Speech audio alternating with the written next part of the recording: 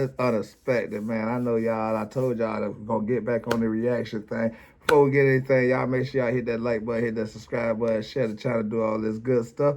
Man, I'm trying to get a little better at what I'm doing with these reactions and all this stuff. But y'all just work with me, let me do what I'm doing, let me do how I'm doing it. And then as I get going, I get it a little better, you know what I'm saying?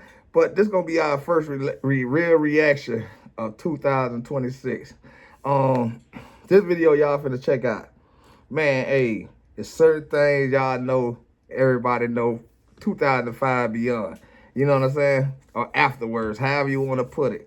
That wouldn't get no play if it was, you feel me? Yeah, if it was, it wouldn't get no play.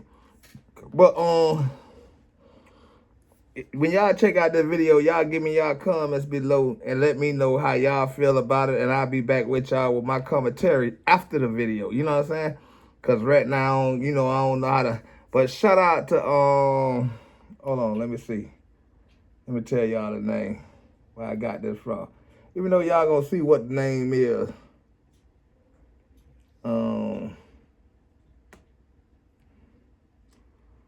It's the lawyer's son. All right, let's see. Let's get the name right. At least we could do that. I'm gonna see if I could drop the what you call it in below.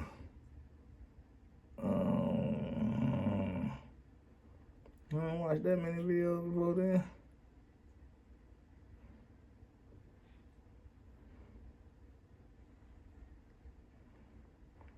All right.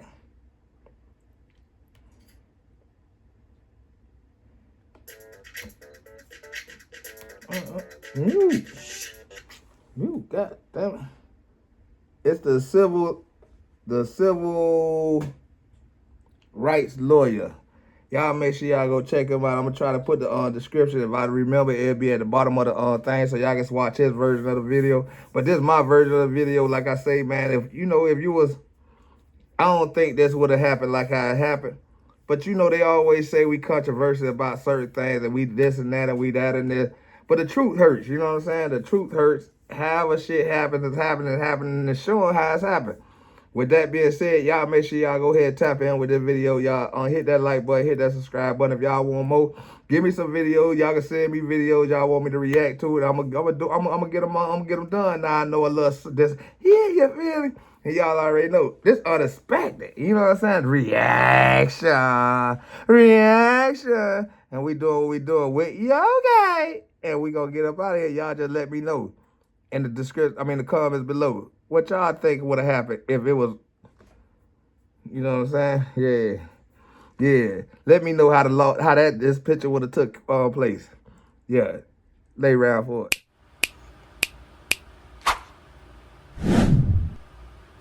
Spotted a speeding truck traveling in excess of 80 miles per hour in extremely dangerous snowy conditions. They try to stop the truck, but it speeds away. Due to the snowy conditions, they temporarily cut off the pursuit. Then they found the vehicle again, still driving recklessly. Macon 36, I'm attempting a traffic stop on a pickup truck, 51 north of Schaefer. He is driving in the median ditch. The driver refuses to stop and instead flees, pulling into the snowy median.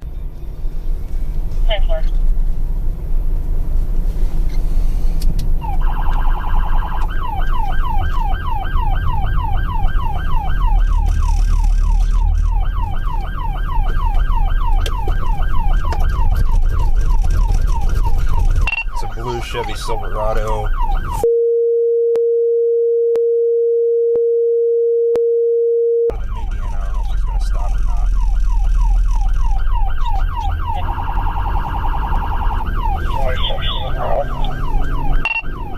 Taking off on me. He's driving on the inside shoulder. He's all over the road.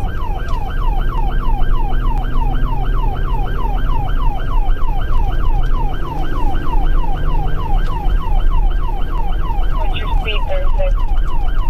Right now I'm at 52 miles an hour.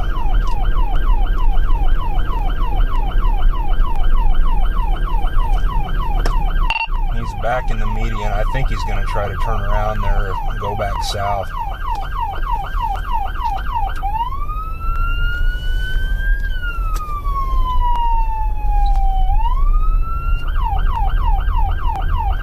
road conditions? They're spotty. He's in the median again. I'm at 10 miles an hour. And then performing an illegal U-turn, speeding away in the opposite direction. The officer catches up to him, finding him stuck in the snow, once again in the median, trying to perform yet another illegal U-turn. I think he's stuck in the median. The officer is able to identify the driver as one of his co-workers, Deputy Andrew Ziegler. But despite being stuck, Ziegler is still refusing to stop. So the officer opens his door and he shouts at Ziegler to stop. But he once again speeds away, eluding his co-workers yet again. Address. Chevy pickup. Command, we're going to need you out here. It's him. Stop! Right now! Stop! He's out of the median, just took off northbound. Officers then locate the truck a third time, this time stuck for good, once again in the median. So at this point, the officers know that this is one of their co-workers, one of their fellow deputies, Andrew Ziegler. They all know each other. One of the deputies calls out on a loudspeaker to open the door. But Ziegler does not do that. Instead, he continues to spin his tires to try to continue to flee. But fortunately, he is stuck for good this time. Hey, still trying to spin the tires. Andrew Ziegler, shut the truck off and open the door. If you try to run, the dog will leave. He will bite you. I'm out with him. We're Washington, half a mile west of 51. Andrew Ziegler, turn the truck off, open the door. Here's your truck. Give up.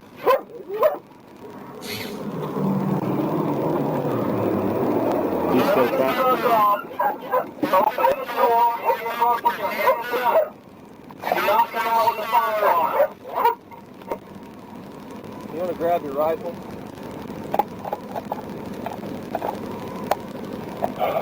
Lincoln 36, we didn't get an answer from the residents. Me and 26 getting out the other end. Turn the truck off, open the door, and come out. It's over. He's still trying to get out.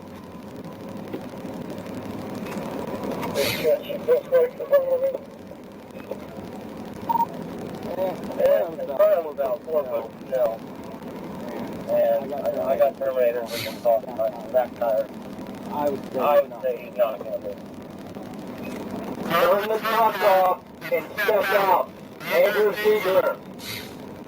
How crazy is this? For an extended period of time, they're shouting over the loudspeaker to get out of the car, to open the door, to turn the car off. But he's not doing it. He's not complying. What is Deputy Andrew Ziegler doing? He is not getting out of his car. He's not complying. He is trying to spin his tires and flee the scene. And yet these officers, his co-workers, are just allowing this to continue on and to continue on. How would this be going differently if it were you or I in these circumstances? They're not doing anything. They're not taking any action at all. They just continue to give these commands over the loudspeaker that are then ignored. Andrew Ziegler.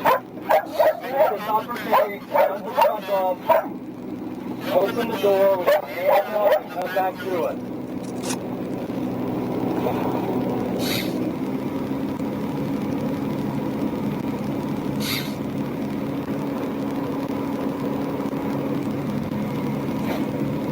I have the subject on the phone and telling him to turn off his truck and to come out and listen to your felony stop. Andrew Ziegler. Open the door and step out of the truck.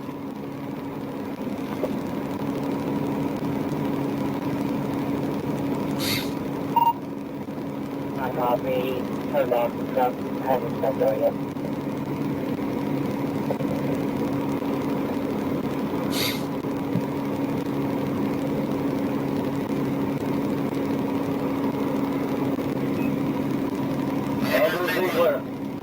Truck is stuck. You're surrounded. Come out with your hands up.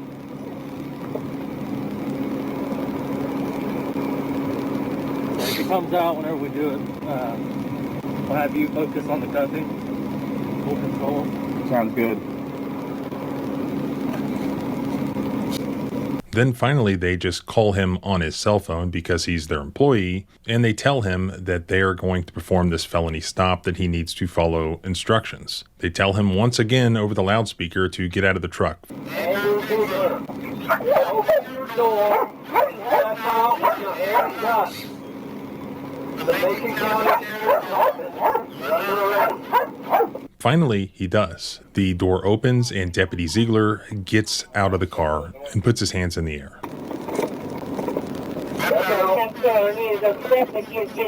Hands up! Hands up! Get away from him.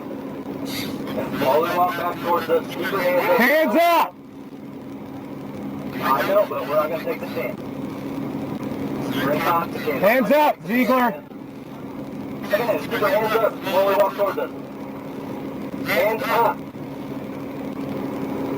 Well, if you're not going to do anything, you should put your hands up and walk back to me. Well, put your hands up. Stay away from us and walk back. You know this. Come on, dude. Put your hands up and walk back to us. Yep, slowly. No, I get it. Don't fall. Hands up. Hands up. Towards us. Well, I got to play the Y game, okay? Put your hands up and walk towards them. And he's so obviously drunk, he can hardly walk, and he slips and falls to the ground on his way to the asphalt. Face away from us. Yep, just keep stepping back. Keep your hands up.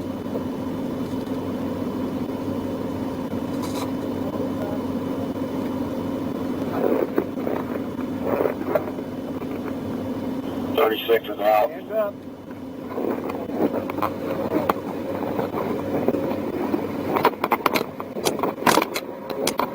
Yep. Hands up. Hands up. Totally up. Hey, we're just being careful. I know. It's nothing against you. I know. You know we got a job to do, all right? I do. All right. We're not recording.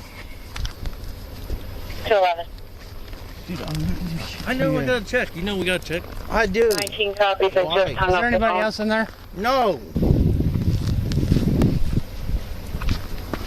Oh, why, dude? Don't ask us what.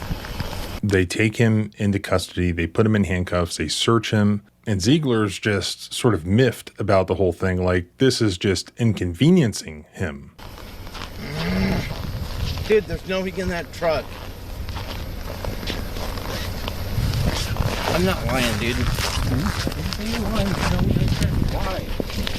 So they walk him to the police cruiser, and they put him in the back of the police car. Does no.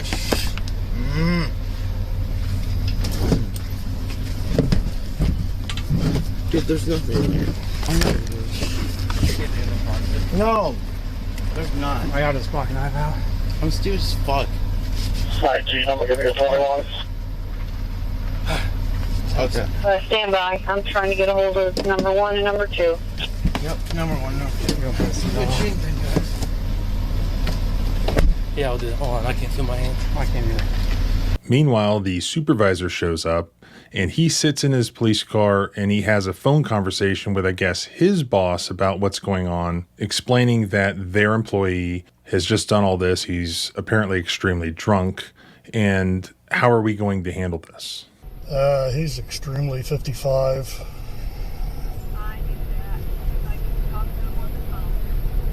Do we want to try to get state to come out and take that? For,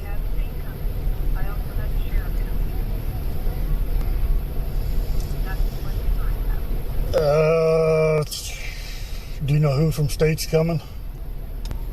10-4, is there any way you can contact or make contact with him, give him my cell phone number, and have him give me a 21 as soon as possible?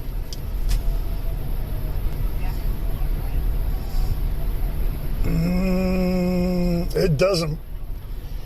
I don't see any. We can check it. I don't see any actual damage. I think he just drove off and got stuck. He's in about a 4-foot drift. And when they were doing the felony stop on him, it was all why are you doing this, what? Yeah, no, he's not even close. Nothing else, I'll have the three of them take him in. I'll stay out here with the vehicle. Well, either way, they're not going to be able to do fields out here. It's nothing but ice. So they can take him in there and put him in the DUI room or put him in an interview room until state can get there. And I'll do it once over on the truck again, but I don't see any apparent damage to it. Yep. All right.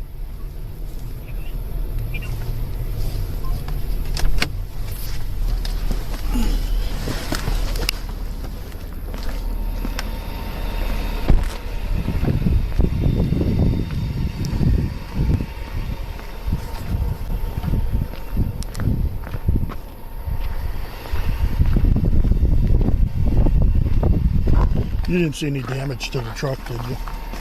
Not from where I can see, no. I think he just drove off and got stuck. While I was trying to get him stopped, I don't know how he missed the median road signs, but he didn't hit anything.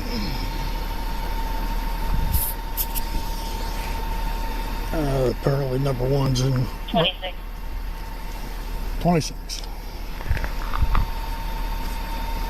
Number one's ISP, but they just said the trooper just got out with an assist virus with no heat, so it's gonna be a little bit. 10-4. Hey Dustin, I'm over here. You want me to stop Richards or keep him coming? Keep them coming. Did you see any damage to the truck? No. I mean, other than Have your rider get pictures of the truck, and then he's in Blake's car, right? Yeah. Okay. I'll have you and Blake transport him in. Okay. Have your guy get pictures, and then try to get distances back towards 51. If you've got any other spots other than this one that he was off the road, get photos, and then I may have you stop where he went off. where he went off on him. There's several. Where was that? Between Space Mark and Schallenberger. It wasn't very far north of Schaefer where it started. Okay. You'll be able to tell because there's snow all the way across the road where he come back on. And you want us to do the tow sheet? Yeah, that'll work. I mean, he fell down. He smells like whiskey. Well, But yeah, I don't know what ISP.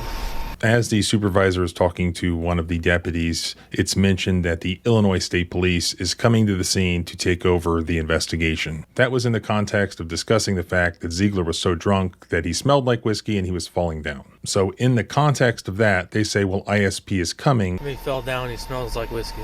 well, And that's when the supervisor signals to the other deputies his body cam. And so they all then mute their body cams, including the supervisor, thereby destroying potential evidence that we could now listen to and ISP could listen to about what had happened. But then the deputy who was directed to drive Ziegler to the police station did turn his body cam audio back on eventually. Okay, he's gonna give you the lowdown. did you go through the truck? No. Go through it, make sure there's his duty pistol or a pistol's not in there. I'm gonna have you and the Janes take him in the post. Whatever ISP decides they're gonna do, they can take care of all that in there. Versus out here in the middle of 3-degree temperature. I'm gonna have his rookie take pictures of where the car is, get distances for where he was off the road here, and then anything on 51 that they observe. And then Yeah, we went down 51 and it was. And it caught the supervisor directing him not to speak to Ziegler during the drive. MC1 is on his way in. No discussion whatsoever Yeah, on the way in there. Yeah, I just, yeah, he just keep going on and on. Yeah, no, just ignore me. So just get turned around and I'll get James following. And usually when you arrest somebody, you put them in the back of the police car. There's cameras and audio there for a reason, because they're running their mouths, they're incriminating themselves, they're providing evidence to be used in the prosecution against them. And the chief is directing the deputy who's going to drive not to engage in any conversation that would incriminate Deputy Ziegler.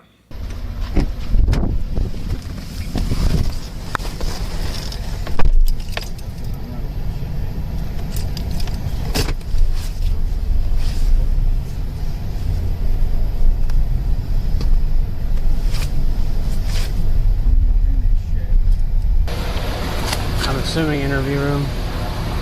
I guess I'm basically doing what with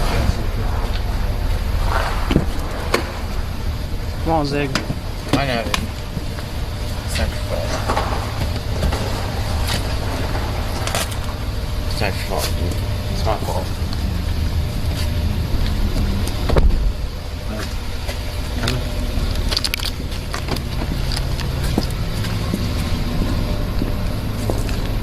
You don't have to do that. It's not your fault. It's Ex's fault. It's mine.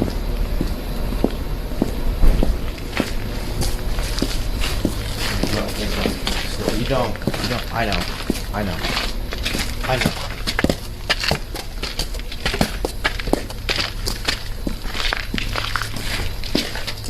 It's not their fault.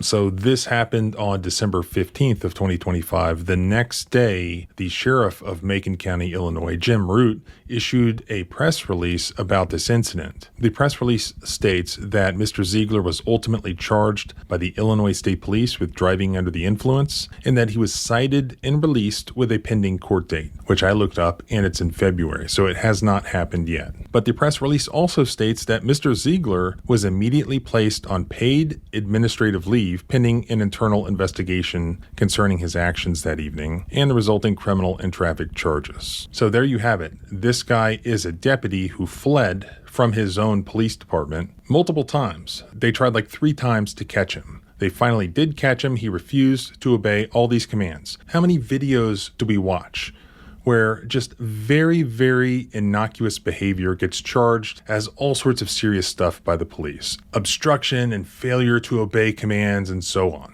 How many commands did this deputy fail to obey? How many other crimes did he commit? And yet it sounds like he did not even have to spend the night in jail like the rest of us would have. He was cited and released and then given a paid vacation. Paid. This is a police officer who did that. This cannot be disputed. All of these cops, his co-workers, put in their report, which I'll put in the blog post linked in the description below, that they smelled alcohol and that he appeared drunk. I mean, obviously, you can see it with your own eyes. He was wasted and yet doesn't have to spend the night in jail, doesn't lose his job, gets a paid vacation pending investigation. Investigation into what? Can it be disputed that he was drunk? No, let me tell you what they're doing. They are giving his criminal defense attorney a chance to do something fabulous with the criminal charges, which is very easy to do when you represent a police officer in that courthouse, because they work hand in hand with the prosecutors. If the public is not watching what's happening, guess what? There's some sort of deferred adjudication. Something happens behind closed doors and boom, after it's no longer in the media and people have forgotten about it, it goes away. Next thing you know, he's rehired. He was paid the entire time, and he doesn't even end up with a DUI possibly like the rest of us would. I mean, even though he did way more and it was all on video. Make sure that this guy does not get back in the position of being able to pull you over, pull your family over, pull your parents over. After having done all of the things that he did, he cannot be trusted with that authority. And yet I can see this happening if you don't pay attention. So you can help by sharing this footage, by commenting, by liking the video. That will help in the algorithm and help place this video in front of as many eyes as possible. And if that happens, there will be accountability. I assure you, if enough people see this footage and what this guy did. If enough people don't see it, it'll go away like the other ones, and he'll pop up again with a badge and a gun. If not here, then somewhere else. Again, you can help by commenting, so let me know in a comment what you think. If I hear anything else, I'll update, and you can follow along by subscribing both here and at the blog at thecivilrightslawyer.com. You can follow me on X at John Bryan ESQ. Remember, our rights don't end where your fear begins. Freedom is scary.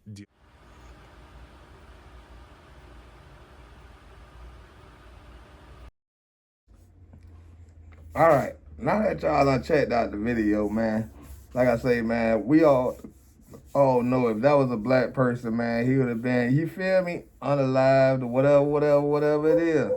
It's funny how these folks know how to have compassion for each other, but they ain't got no compassion for others. This shit crazy, but either way it go, that was my little first reaction of 2026. Y'all make sure y'all hit that like button, hit that subscribe button, share the channel, do all that good stuff. I said I was going to have commentary, but it spoke for itself, so I ain't even got to say nothing. It speaks for itself. If you know you, you know. You know if you know. You know what I'm saying? So, don't play no games out here with these folks. These folks stand with each other. They don't stand with nobody else. You know what I'm saying? Y'all already seen the ICE agent. And like I said, man, if y'all got any videos or anything, I don't care what the topic gonna be or whatever, y'all make sure y'all send it to me. Let me know, and I'm gonna do a reaction to it. It is what it is. Y'all already know it's unexpected. It's, yeah, okay. And I'm gonna get out of here in 48 hours. Y'all already. I'm gone.